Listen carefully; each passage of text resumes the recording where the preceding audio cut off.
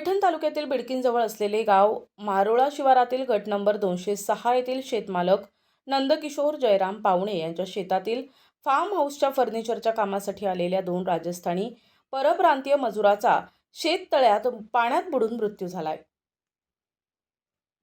ही घटना दुपारी 3 ते 4 वाजेच्या दरम्यान घडली असून यामध्ये रामकिशोर सत्यनारायण जांगीड, शेषडा, जिल्हा नागौर राजस्थान आणि प्रल्हाद ओमपुरी, रामगढ़ नागौर पुंदलौता राजस्थान असे असून हे दोघे ठेकेदार विनोद भागवत जांगीड यांच्याकडे कामासाठी होते। मागील 4-5 दिवसांपासून फार्म हाऊसच्या फर्निचरच्या कामासाठी येत होते। फार्म हाऊसमधील एका दरवाजाच्या कामासाठी हे दोघे आले होते।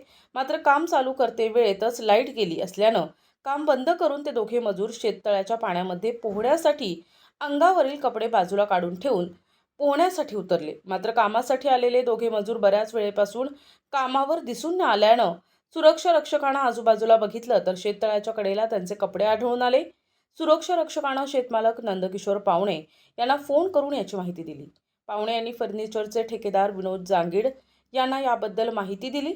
लगेच मैताचे नातेवाईक आणि ठेकेदार यांनी घटनास्थळी येऊन पाहणी केली। त्यांनी बिडकीन पोलिसांना माहिती दिली आणि लगेच सहाय्यक निरीक्षक निलेश शेळके यांनी पोलीस फौजफाटा घेऊन मारोळा येथे पोहोचले। बिडकीन पोलिसांनी अग्निशामक दलाला माहिती देऊन पाचारण केले।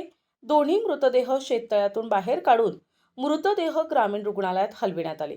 पुढील तपास बिडकीन पोलीस करत आहेत।